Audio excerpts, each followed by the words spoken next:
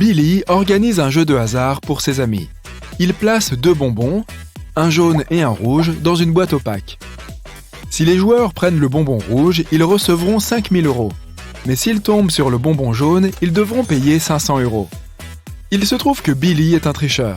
Il a mis 2 bonbons jaunes dans la boîte au lieu de un jaune et un rouge. Wendy, l'amie de Billy, voit les joueurs perdre le jeu l'un après l'autre. Mais quand c'est son tour de jouer, elle remporte les 5 000 €. Comment a-t-elle fait ?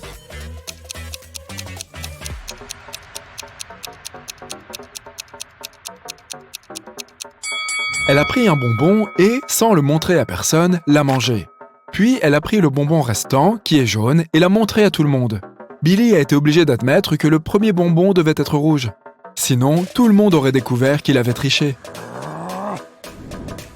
Nina se rend à un speed dating et rencontre 3 garçons qui lui plaisent. Le lendemain, chacun d'eux l'invite à sortir. Peux-tu aider Nina à faire le meilleur choix ?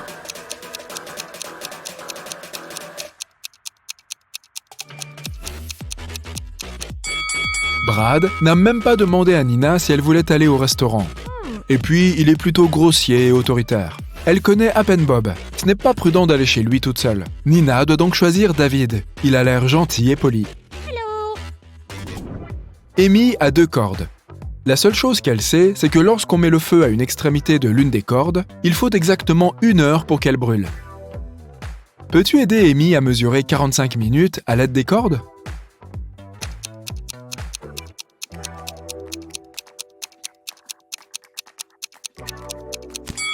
Elle doit allumer les 2 extrémités de la première corde et une extrémité de la deuxième. Dans 30 minutes, la première corde aura complètement brûlé. Pour mesurer les 15 minutes restantes, elle doit allumer la deuxième extrémité de la deuxième corde. Lorsqu'elle sera complètement brûlée, elle saura avec certitude que 45 minutes se sont écoulées. Adam est un célèbre chanteur d'opéra. Il va se produire pour le roi et la reine pendant 7 jours d'affilée. En échange de son travail, ils doivent lui payer 1/7 de lingots d'or par jour. Adam n'accepte pas les paiements anticipés. Il exige un paiement quotidien. Quel est le plus petit nombre de coupes que le roi et la reine doivent faire pour pouvoir payer Adam chaque jour ?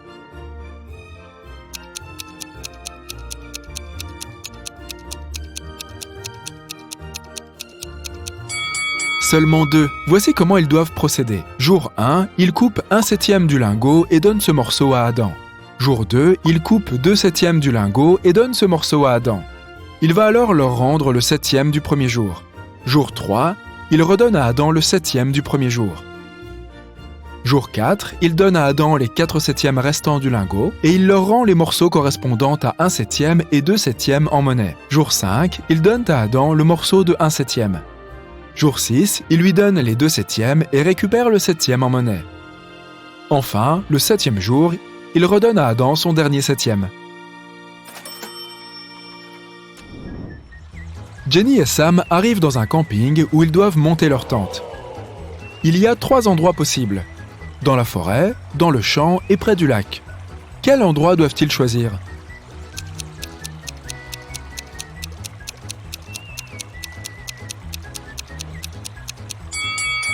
La meilleure option est le champ. Les animaux sauvages vivent dans la forêt. Quant au lac, un zombie se cache dans les buissons sur la rive. Ce n'est probablement pas le meilleur des voisins. George marche dans la rue. Soudain, un sorcier surgit de nulle part et le téléporte dans son château. Il lui propose de choisir entre 3 portes. Il y a un tigre affamé derrière la première, un dinosaure en colère derrière la deuxième, et la pièce derrière la troisième est remplie de gaz toxiques. Quelle porte George doit-il choisir ?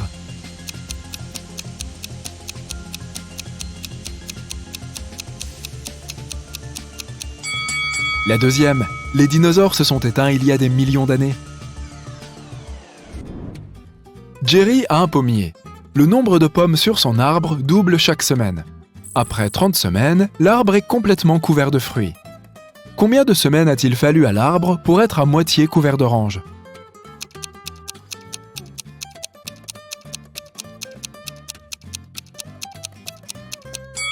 Les oranges ne poussent pas sur les pommiers, mais si la question portait sur les pommes, la réponse serait 29 semaines, puisque le nombre de pommes double chaque semaine.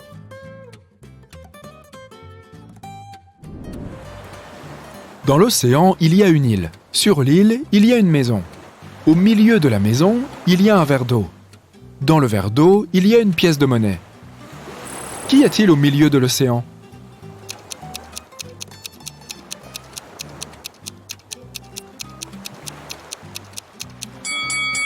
La réponse est la lettre E. Regarde ces deux personnes. Laquelle des deux est simplement déguisée et n'est pas réellement une femme?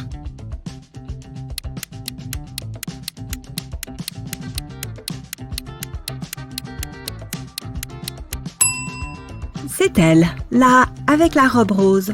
Regarde bien, elle est blonde mais ses poils de bras sont bruns. Elle a aussi des cheveux bruns naturels qui dépassent dessous la perruque. Ok, voyons voir si on repère d'autres imposteurs. Ces deux femmes sont apparemment enceintes, mais l'une d'entre elles ne l'est pas vraiment. Laquelle?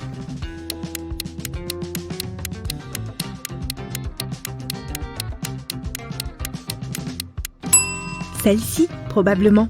Elle a un gros ventre, mais le choix de porter des talons est peu vraisemblable. Regarde ces deux garçons. L'un d'entre eux est en réalité une momie de l'Égypte ancienne. Ne me demande pas comment c'est possible, j'en sais rien. Trouve juste la momie.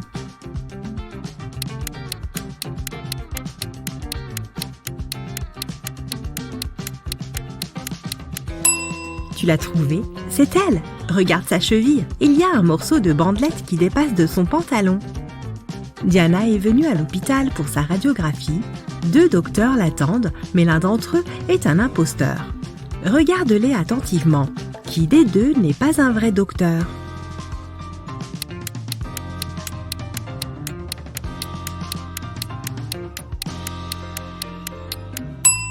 C'est cet homme-là. Regarde, il ne ressemble pas du tout à la photo sur son badge. Il a probablement volé cet uniforme.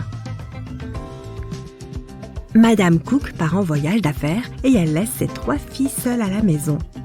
À son retour le lendemain, elle découvre que sa voiture a été accidentée.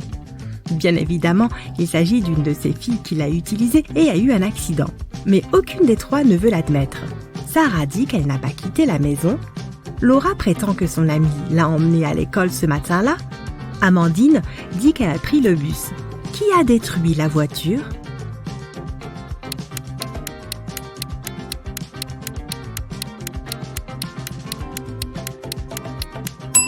Regarde dans la voiture, il y a un sac. Si tu es attentif, tu as certainement remarqué que le jour du départ de Madame Cook, c'est Amandine qui avait ce sac. C'est donc elle qui a détruit la voiture. Naya se réveille un samedi matin après une semaine très difficile. Elle a très faim et décide de se préparer un bon petit déjeuner. Elle a 12 œufs, elle en casse 3, en cuit 3 et en mange 3. Combien d'œufs lui reste-t-il?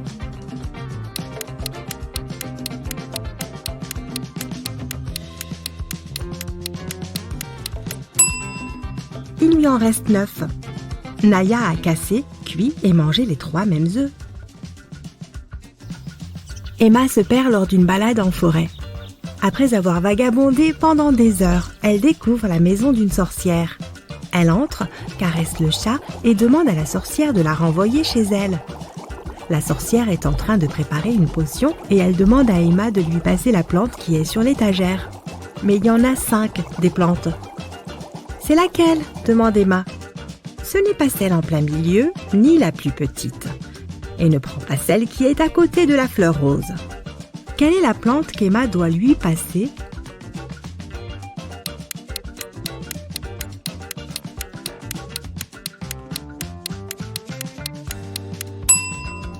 C'est celle tout à gauche, ou carrément la fleur rose. Mais si c'était ça, la sorcière aurait pu l'indiquer facilement. Bref, tout fonctionne, donc Emma rentrera à la maison cette fois-ci. Maëva est dans un parc et elle remarque un sac. Quelqu'un a dû l'oublier, donc elle l'apporte aux objets trouvés. Ils acceptent et promettent de rendre le sac à son propriétaire. En fin de journée, 3 femmes se présentent pour réclamer le sac. Elles prétendent toutes les 3 qu'il leur appartient. Regarde un peu ce qu'il y a dans le sac pour comprendre qui en est la propriétaire.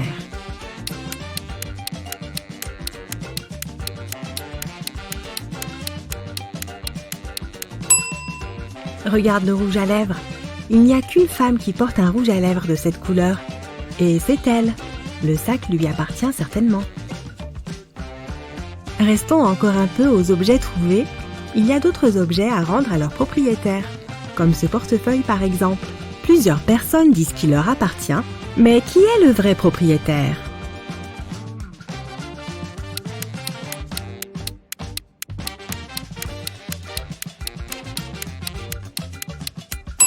Regarde, il y a une carte d'identité avec une photo de cet homme. C'est donc son portefeuille. Il y a un sac à dos que 3 personnes réclament. Tu peux fouiller à l'intérieur. Qui est le propriétaire de ce sac selon toi ?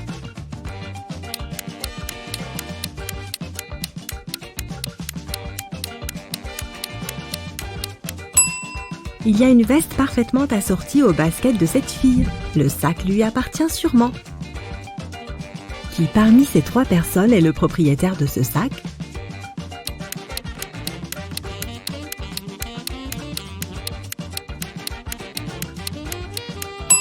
Regarde, il y a un bijou sur le sac avec écrit « Ella ». Cette fille au milieu a un pendentif avec écrit « Ella ». C'est donc son sac. Gemma et Andy avaient très faim. Heureusement, la prochaine porte qui apparut les mena à une cuisine. Il y avait 3 chefs différents à l'intérieur. Le premier chef était un zombie. Le deuxième était un vampire. Le troisième chef était humain. Chacun d'entre eux tenait une tarte dans ses mains. Mais une seule tarte était bonne à manger. Laquelle ?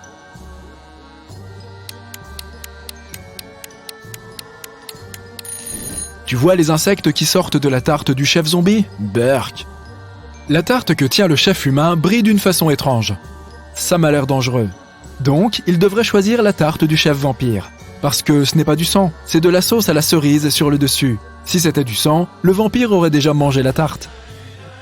Après avoir répondu à l'énigme, 2 portes apparurent devant eux. L'une d'elles portait le nom de Gemma, et l'autre celui d'Andy. Le majordome se faufila derrière eux et poussa Gemma par la porte Gemma, et Andy par la porte Andy. Gemma tomba dans un puits et se retrouva dans un jardin mystérieux. Elle réveilla par accident un nain de jardin qui dormait. Il se mit très en colère contre elle, et pourtant, il accepta de laisser Gemma partir si elle répondait correctement à sa question. Il montra à Gemma 3 petites maisons champignons et lui demanda laquelle était sa maison. Peux-tu trouver la réponse ?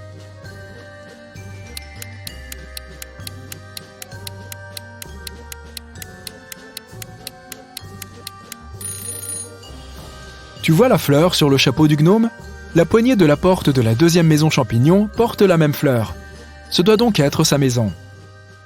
Andy, lui, tomba dans un donjon magique.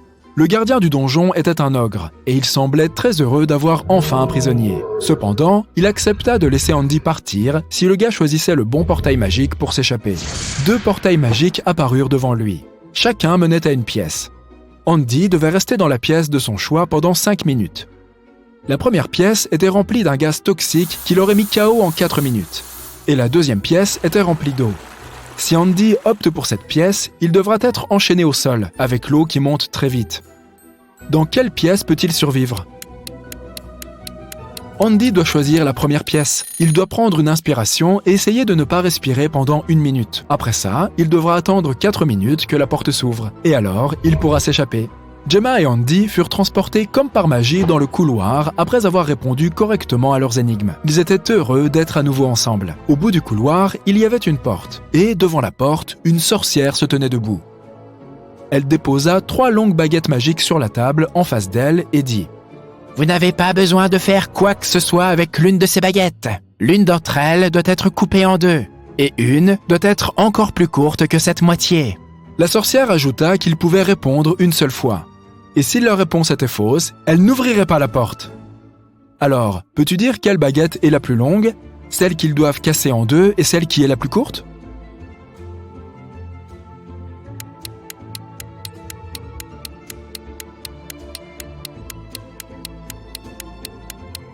Tu vois ces araignées suspendues au plafond ?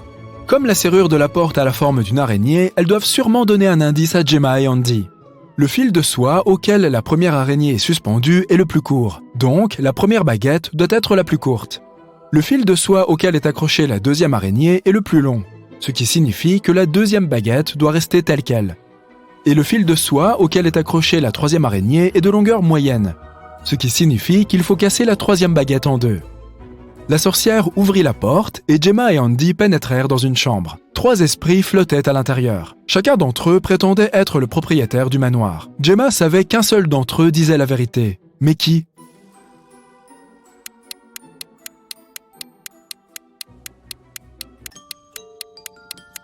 L'esprit de la vieille dame dit la vérité. Pourquoi ? Rembobinons un peu. As-tu remarqué les portraits accrochés au mur dans le couloir ? Il y a un portrait de cette même dame. Cela veut dire qu'elle était l'une des propriétaires du manoir. La prochaine étape fut un salon. Quand ils entrèrent, Andy vit quelque chose de bizarre. Qu'est-ce que c'était ?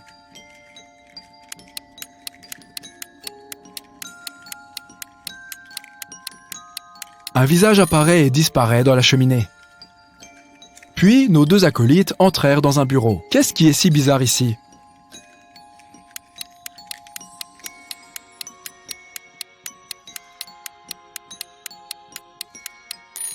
Les doigts de cette armure de chevalier médiéval tapent sur l'épée. Eddie et Lucy doivent donc rapporter un tournesol à Arthur pour qu'il les laisse entrer. Ils lui demandent où ils peuvent en trouver un, et Arthur leur répond qu'ils peuvent le cueillir dans le champ de tournesol qui se trouve entre le champ de maïs et le champ de blé. Lorsqu'ils demandent dans quelle direction ils doivent aller, Arthur répond « Si vous allez vers l'est, que vous prenez un virage à droite, que vous parcourez une certaine distance dans cette direction, puis que vous prenez un virage à gauche, et enfin un autre virage à gauche, dans quelle direction irez-vous ? C'est la direction que vous devez prendre. Peux-tu dire de quelle direction il s'agit ?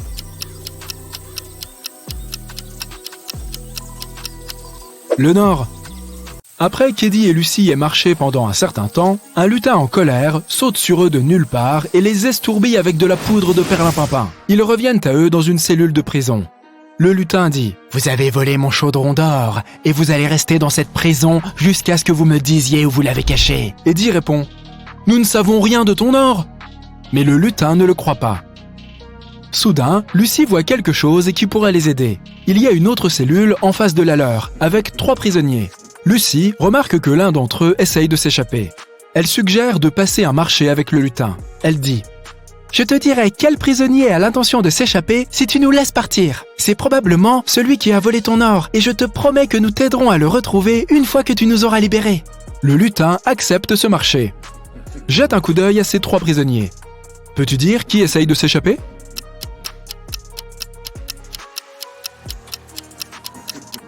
C'est le 3e. Il a une carte qui sort de sa poche. Il doit préparer quelque chose. Le lutin prend la carte du prisonnier et laisse partir Lucy et Eddie.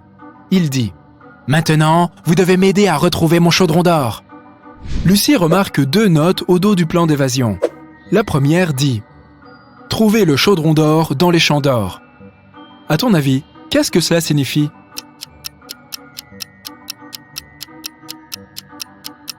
Tu te souviens de ce qu'a dit Arthur ?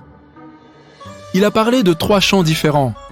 Le tournesol, le maïs et le blé. Or, ces 3 plantes sont jaunes ou dorées.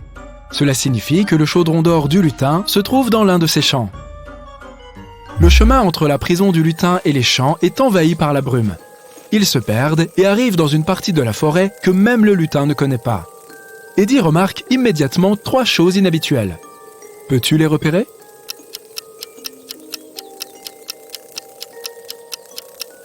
Alors qu'il fait encore jour, l'endroit est très sombre. Les champignons sur le sol sont en fait de minuscules maisons. Et enfin, l'un des papillons qui vole au loin n'est pas vraiment un papillon. C'est une fée. Dès qu'Eddie repère la fée, elle vole vers eux et dit « Ma reine la fée souhaite que j'apporte de la nourriture à tout le monde. Mais quand je lui ai demandé ce qu'elle voulait, elle a seulement dit ceci. Enlève l'extérieur, fais cuire l'intérieur, mange l'extérieur et jette l'intérieur. Je ne comprends pas ce que cela signifie. Pouvez-vous m'aider, s'il vous plaît ? As-tu compris de quoi il s'agit ?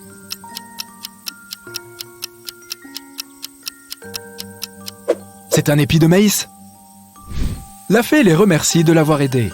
Lucy lui dit alors qu'ils étaient en route vers les champs de tournesol, de maïs et de blé, mais qu'ils se sont perdus. La fée leur dit qu'elle s'y rend aussi pour récolter 1 ou 2 épis de maïs. Ils la suivent tous et arrivent au champ. Après avoir récolté son maïs, la fée leur demande ce qu'ils cherchent. Le lutin répond « Nous cherchons mon chaudron d'or !» La fée leur dit qu'il y a un labyrinthe dans chacun des 3 champs. Au centre de chaque labyrinthe, il y a un chaudron d'or, mais un seul contient de l'or véritable. et les autres sont des leurs. Le vrai se trouve dans le labyrinthe qui a le chemin le plus court du départ jusqu'au centre. Peux-tu dire lequel c'est ?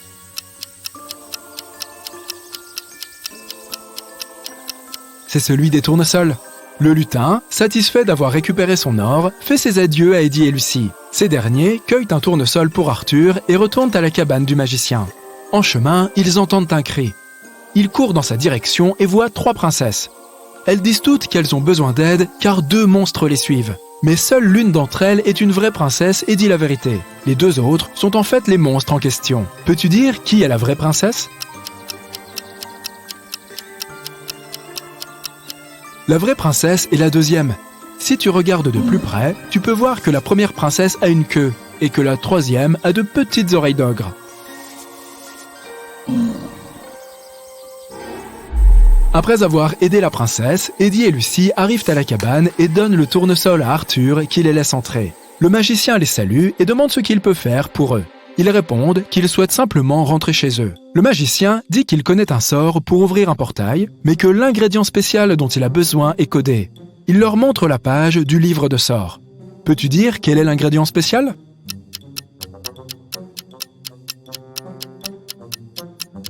C'est un morceau de plume de corbeau. Gabriel monte à bord de l'avion et continue de s'entraîner. Quel passager est marié ?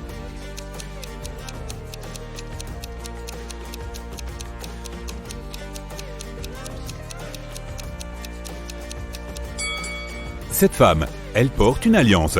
Gabriel arrive à Lyon. Il se rend à l'hôtel pour poser des questions sur le cambrioleur. Il doit attendre son tour pour pouvoir parler avec la réceptionniste. Pendant qu'il attend, sais-tu qui n'est pas un touriste parmi ces personnes ?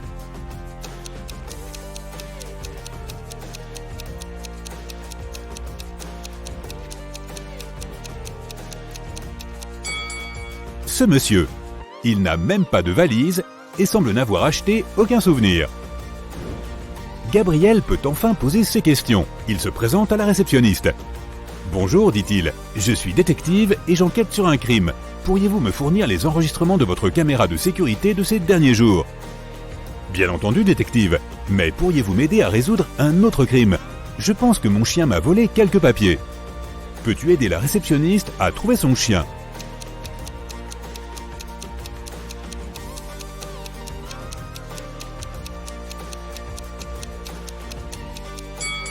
Il est là. Le chien se cache sous les escaliers dans le hall. Gabriel reçoit la vidéo des caméras de surveillance des 4 derniers jours. Parviendras-tu à repérer le suspect dans ces images ?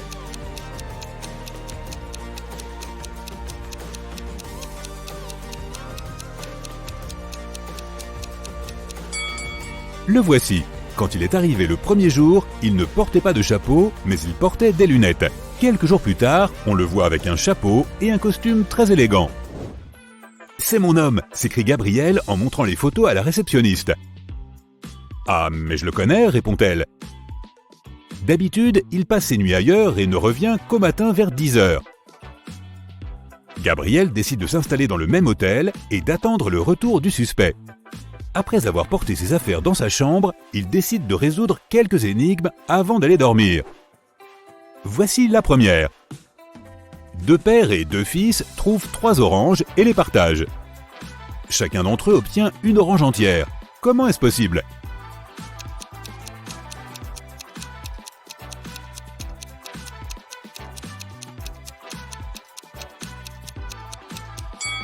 Il s'agit de 3 personnes, un grand-père, un père et un fils. La deuxième énigme est plus difficile, mais Gabriel parvient à la résoudre facilement. Et toi ? Une dame doit préparer 6 galettes. Comment peut-elle y parvenir en 15 minutes si la poêle ne peut contenir que 4 galettes à la fois et que chaque galette doit cuire 5 minutes de chaque côté ?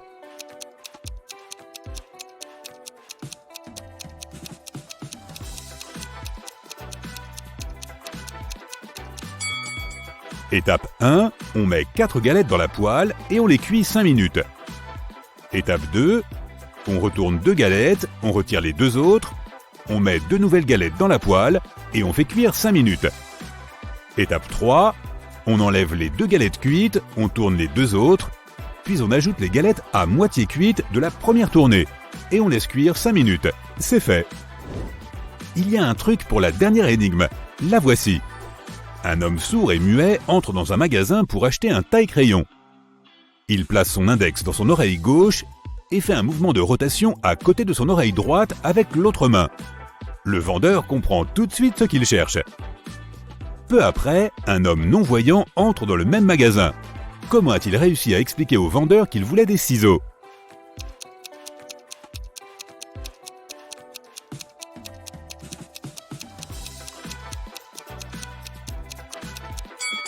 Il les lui a simplement demandés. Il est aveugle, pas muet. Le matin suivant, notre détective se réveille et descend au rez-de-chaussée pour attendre le suspect. Celui-ci arrive comme prévu à 10h15. Il s'agit d'un homme d'une cinquantaine d'années avec des lunettes. Il regarde sa montre et s'exclame « Oh non, vite, j'ai déjà 15 minutes de retard !» Gabriel se précipite sur lui. « C'est vous, vous êtes le voleur qui m'a cambriolé !» Comment Gabriel a-t-il deviné ?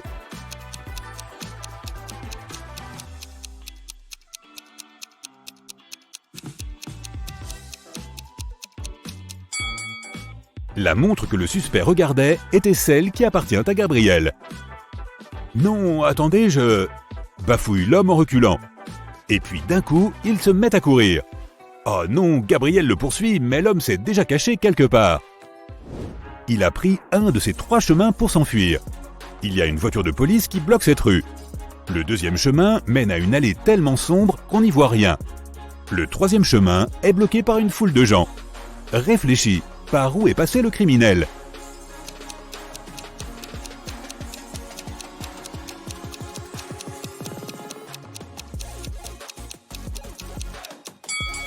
Il a probablement choisi le troisième chemin. Il n'aurait pas foncé vers la police et il n'aurait pas non plus été capable de courir dans le noir. C'est trop dangereux. Il aurait pu trébucher, tomber et se faire prendre. Il a donc choisi de se fondre dans la foule.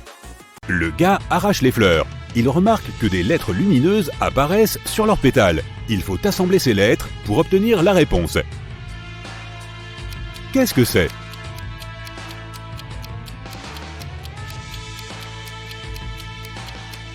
Le mot est « panier ». Le gars examine le panier et trouve une note pliée au fond. Il la déplie et lit cette énigme. Dans un étang, il y a des fleurs sur lesquelles planent des abeilles. Combien de fleurs et d'abeilles y a-t-il si les 2 affirmations suivantes sont vraies ? 1. Si chaque abeille se pose sur une abeille ne recevra pas de fleurs. 2. Si 2 abeilles se partagent une fleur, il y a une fleur supplémentaire. Peux-tu aider le gars à résoudre cette énigme ? Il y a 4 abeilles et 3 fleurs sur l'étang.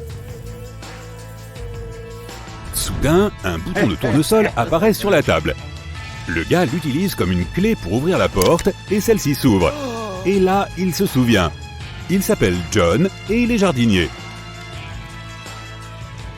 Dans une autre pièce, une fille se retrouve entourée de magnifiques cristaux et pierres précieuses. Sur le mur, il y a un tableau avec les noms et les images de différentes pierres précieuses. Certaines de ces pierres précieuses sont les réponses à ces énigmes. 1. Tu savais que les reines et les rois de tous les temps aimaient beaucoup ma jolie couleur violette ? 2. Mon nom est comme l'eau. Je suis aussi bleu que la mer. Peux-tu deviner ce que je suis et quelle image me représente ? 3. Hé, je viens aussi de l'eau. On me voit dans les colliers et on me trouve dans un coquillage. 4. Tu me connais si bien. Allez, réjouis-toi. J'ai créé la ville où résidait un sorcier. 5. Je peux faire peur avec mon nom, mais s'il te plaît, n'aie pas peur. Je suis rayé comme un chat et je porte le nom de son regard. Pouvez-vous associer les énigmes et les pierres précieuses ?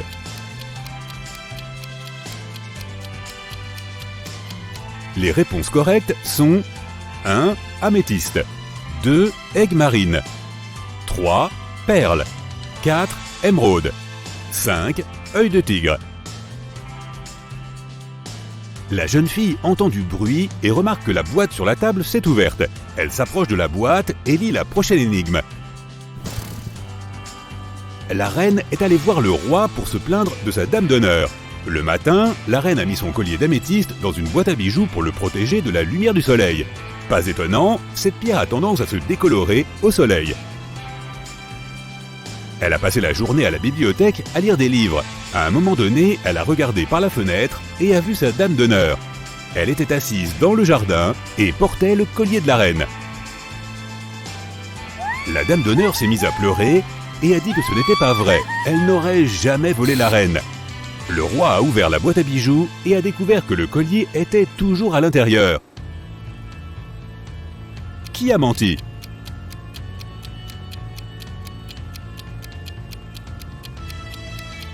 La fille s'aperçoit rapidement que la dame d'honneur est une menteuse. As-tu remarqué que l'améthyste est maintenant beaucoup plus sombre qu'avant? Cela signifie que la dame d'honneur a vraiment porté le collier à l'extérieur. La fille résout l'énigme. 3 pierres précieuses apparaissent au fond de la boîte à bijoux: citrine, grenat et alexandrite. Il y a aussi une note qui dit « Calcule le poids de chaque pierre sans utiliser de balance ». Cette énigme t'aidera. Peux-tu déterminer le poids de chaque pierre? La citrine pèse 280 grammes, le grenat 114 grammes et l'alexandrite 57 grammes. Soudain, la jeune fille se souvient, elle s'appelle Mélissa. Elle est bijoutière et collectionne les cristaux. Dans une autre pièce, une femme trouve 6 verres sur la table. 3 d'entre eux sont vides et 3 sont pleins d'eau. La femme voit une note: déplace un seul verre pour former une rangée de verres alternativement pleins et vides. Comment peut-elle faire?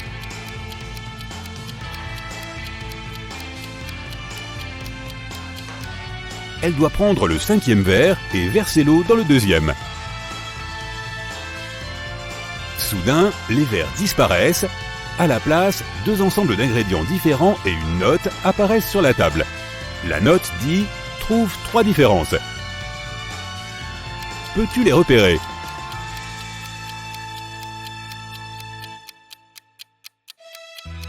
Voici les différences. La femme prend les ingrédients et les jette dans un chaudron, mais il manque quelque chose.